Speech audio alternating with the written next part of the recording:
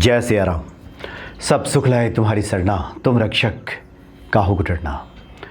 श्री हनुमान जी महाराज बहुत जल्दी प्रसन्न हो जाते हैं। जो भी भक्तों के मनोरथ हैं वो पूर्ण कर देते हैं। संकट मोचन नाम है उनका, तो गुण है जैसा उसी अनुरूप नाम है। संकटों को हरते हैं हनुमान जी, इसलिए उनका नाम संकट मोचन है। कैसे संकट मोचन प्रसन्न होंगे, कैसे हमारे संकट दूर होंगे, ये सब हनुमान चालीसा में गोस्वामी जी ने लिख दिया है और इसके गवाह भगवान शिव और माता पार्वती हैं। संकट मोचन बहुत जल्दी प्रसन्न हो जाते हैं। कुछ शर्तें भी हैं, उन शर्तों को अगर पूरा कर दिया जाए तो निश्चित तौर पे तुरंत कृपा हो जाती है हनुमान जी की। एक 40 दिवसीय हम हनुमान चालीसा के अनुष्ठान की बात करेंगे। दरअसल एक भक्त हैं जयपुर के रहने वाले, ये हनुमान भक्ति पिछले 2-2.5 सालों से देख रहे हैं और इन्होंने बताया है कि हनुमान भक्ति पे इन्होंने हनुमान जी के 40 दिनों के अनुष्ठान के बारे में वीडियो देखा था और उसी के बाद इन्होंने इस अनुष्ठान को किया है। और सबसे अच्छी बात है जो इन्होंने अनुभव में ये बातें लिखी हैं कि कैसे कुछ समय बीतने के बाद 5 दिन बीतता है तो क्या होता है, 7 दिनों में क्या हुआ, 10 दिनों में क्या हुआ। इन्होंने पूरी तरह से बहुत विस्तार से लिखा है कि क्या कुछ मन स्थिति बदलती है, व्यक्ति के भीतर किस प्रकार से बदलाव आता है, इसकी इन्होंने विशेष तौर पर चर्चा की है। चूँकि इस वीडियो में विधि क्या थी वो तो इन्होंने देखा और उसको किया, उसकी भी हम संक्षेप में चर्चा करेंगे। इन्होंने इस बात को लिखा है, लेकिन साथ ही सबसे महत्वपूर्ण बात की जो हम बात कर रहे थे कि जो लोग कहते हैं कि हनुमान चालीसा का फल हमें प्राप्त नहीं हो रहा है, गोस्वामी जी की इन पंक्तियों पे, इन चौपाइयों पे विशेष तौर पे ध्यान देना चाहिए। आमतौर पे होता ये है कि हम बाह्य क्रियाओं में तो बहुत जल्दी उतर जाते हैं। लोग जो पूछते हैं कि क्या करें वो सब बाहरी बातों के लिए पूछते हैं। कर्मकांड के नियमों से संबंधित प्रश्न होते हैं, ये बहुत आवश्यक है। कर्मकांड के जो निर्धारित नियम है पूजा पाठ के, वो तो करना ही चाहिए। लेकिन गोस्वामी जी ने जिस तरफ इशारा दिया है, जो संकेत दे रहे हैं, जो बता रहे हैं, वो बहुत महत्वपूर्ण है। वो कहते हैं गोस्वामी जी कि संकट से हनुमान छुड़ावे, संकट से हनुमान जी छुड़ाते हैं। कब? मन कर्म वचन ध्यान जो लावे। मन से, कर्म से, वचन से और ध्यान से जो एक हो जाता है उसको संकट से हनुमान जी छुड़ा देते हैं। इसको समझना बहुत आवश्यक है। संक्षेप में अगर इसको हम बताएं आपको, तो जो लोग भी, जिनका भी मन किसी प्रकार के किंतु परंतु में नहीं पड़ता, इफ बट में नहीं लगता, जो मान लेता है कि हनुमान जी, मानने के यहाँ तात्पर्य है कि जिसका गहरा विश्वास हो जाता है कि हनुमान जी संकट मोचन है, हमारे संकटों को दूर कर देंगे। जिन चीज़ों के लिए, जिन वस्तुओं की प्राप्ति के लिए, जिस मनोकामना के लिए हमने हनुमान चालीसा का पाठ किया है, अवश्य ही हनुमान जी कृपा से पूरी हो जाएगी। मतलब मन जिसका बिल्कुल साफ रहता है, जिसको शुद्ध मन की हम लोग बात करते हैं। हम लोग कहते हैं शुद्ध मन से पूजा कीजिए, तो पूछा जाए कि शुद्ध मन कैसे होता है। शारीरिक शुद्धि तो बात समझ में आ जाती है, मन की शुद्धि के बारे में बात समझ में नहीं आती।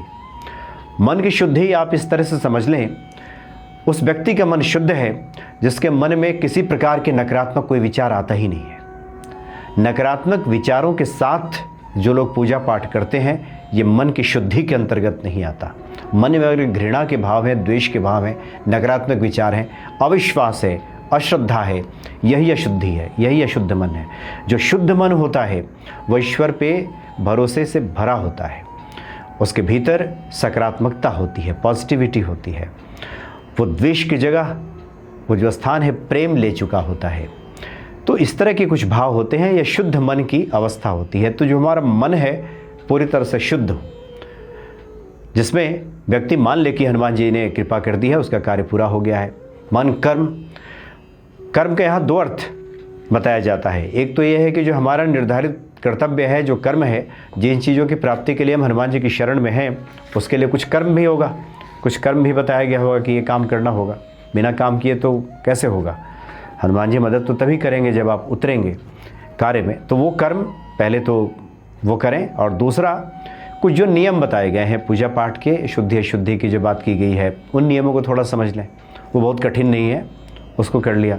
मन कर्म वचन, और वचन में भी सावधानी रखना बहुत आवश्यक है। आमतौर पे हम देखते हैं कि वचन में लोगों की सावधानी नहीं रहती। पूजा खूब करते हैं, मन में अगर विश्वास है भी, लेकिन बोलने में न जाने क्यों कंजूसी करते हैं। कहते हैं कि अब देखिए पूजा कर रहे हैं हनुमान जी, कब सुनते हैं, बता तो वो रहे थे, अब हमने करना शुरू कर दिया है। अब कब सुनते हैं। तो ये वचन भी जो है ना, भक्तों के विश्वास से भरे होने चाहिए। आपके वचनों से दूसरे सामने वाले व्यक्ति के भीतर भरोसा कायम होना चाहिए। आपके वचनों से ऐसा लगना चाहिए कि ये व्यक्ति ईश्वर के प्रति अटूट विश्वास है इस व्यक्ति का, और होता है तो वचन से वो निकलता भी है। तो वचन पे भी बहुत ध्यान देने की आवश्यकता। मन कर्म वचन ध्यान जो लाए, और ध्यान पूर्वक। ऐसा नहीं कि जो हम कोई भी कार्य कर रहे हो, चाहे पूजा कर रहे हो, हनुमान जी, ध्यान कहीं और है, काम कहीं और है, पाठ कहीं और हो रहा है। तो इसको इस तरह से समझने की आवश्यकता है कि किसी भी कार्य में, हनुमान चालीसा में ही नहीं, जीवन के किसी भी कार्य में मन कर्म वचन ध्यान की बहुत आवश्यकता होती है। इसके जब एका हो जाती है, जब आपस में मिल जाता है तो सफलता मिल जाती है। हनुमान जी संकटों से छुड़ा लेते हैं। तो ये करने की बहुत आवश्यक है, ये शर्त है, गोस्वामी जी ने लिख दिया है। तब हनुमान चालीसा का फल मिल जाएगा, तुरंत मिल जाएगा। तो प्रजापति जी ने ये लिख करके भेजा है। इनका व्यवसाय है, कोई छोटा व्यवसाय है। इन्होंने इस बात की चर्चा की है कि मेरी ज़िंदगी में एक समय ऐसा आया जब घर में कलह, मन में डर और कामों में रुकावटें आ रही थी। मेरा व्यवसाय भी नहीं चल रहा था, समझ में नहीं आ रहा था कि क्या करूं। उसी समय किसी ने मुझे कहा कि हनुमान चालीसा का पाठ करो। तो मैंने हनुमान भक्ति चैनल पे ही 40 दिवसीय हनुमान चालीसा के अनुष्ठान का वीडियो देखा, और उसके बाद मैंने फैसला किया कि मैं हनुमान चालीसे का 40 दिनों का अनुष्ठान करूंगा। जब शुरू किया था तो कहते हैं कि बार बार ध्यान भटकता था, क्योंकि मन में किसी प्रकार की पीड़ा होती है। जब दुख दर्द होता है तो ये होता है कि मन स्थिर नहीं होता। कई बार लोग जब दुखी अवस्था में हमसे बात करते हैं, फ़ोन करते हैं, तो जब हम कोई छोटे अनुष्ठान उनको बताते हैं कि इससे हो जाएगा काम, तो कहते हैं, उनको लगता है कोई बड़ा अनुष्ठान हम करेंगे तभी कुछ होगा।